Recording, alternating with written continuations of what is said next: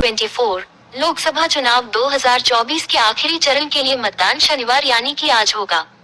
लोकसभा चुनाव के 7वें चरण में 57 सीटों पर वोटिंग होगी। इस चरण के समाप्त होते ही लोकसभा चुनाव 2024 के लिए वोटिंग की प्रक्रिया समाप्त हो जाएगी। मतों की गिनती 4 जून को होगी। चुनाव मैदान में कुल 904 प्रत्याशी मौजूद हैं।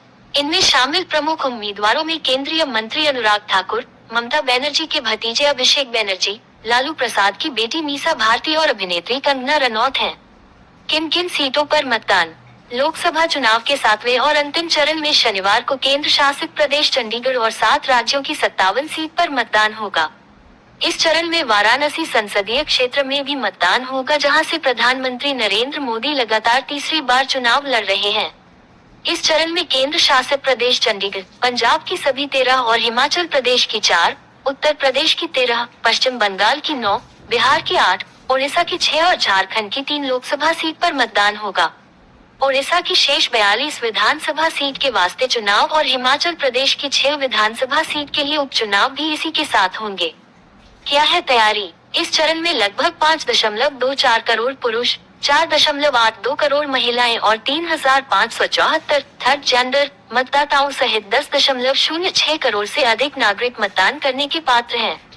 निर्वाचन आयोग ने कहा कि मतदान कर्मियों के दलों को ईवीएम और चुनाव सामग्री के साथ उनके संबंधित मतदान केंद्रों पर भेज दिया गया है।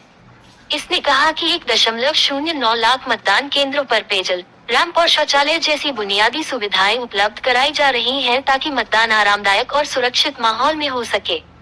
आयोग ने मतदाताओं से अधिक संख्या में मतदान करने तथा जिम्मेदारी और गर्व के साथ मतदान प्रक्रिया में शामिल होने का आह्वान किया।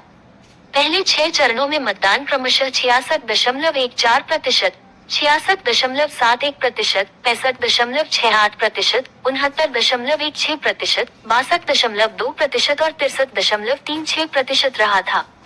प्रमुख उम्मीदवार मंडी में रनौत और हिमाचल प्रदेश के मंत्री विक्रमादित्य सिंह की प्रतिष्ठा दांव पर लगी है। केंद्रीय सूचना एवं प्रसारण मंत्री अनुराग ठाकुर हमीरपुर से 5वीं बार चुनाव लड़ रहे हैं और पूर्व केंद्रीय मंत्री आनंद शर्मा कांगड़ा लोकसभा क्षेत्र से कांग्रेस के उम्मीदवार हैं। बिहार में इस चरण में सासाराम, नालंदा, पटना साहिब, पाटलिपुत्र, आरा, बक्सर, काराका और जहानाबाद में मतदान होगा, जहां लगभग 1.62 करोड़ मतदाता 134 उम्मीदवारों के राजनीतिक भविष्य का फैसला करेंगे। राज्य में केंद्रीय मंत्री आर.के. सिंह आरा से जीत की हैट्रिक बनाने की कोशिश में हैं, जहां उनके मुख्य प्रतिद्वंद्वी भाकपा माले के मौजूदा विधायक सुदामा प्रसाद हैं। पटना साहिब से भाजपा के वरिष्ठ सांसद रविशंकर प्रसाद उम्मीदवार हैं और उनका मुकाबला कांग्रेस प्रवक्ता अंशुल अभिजीत से है।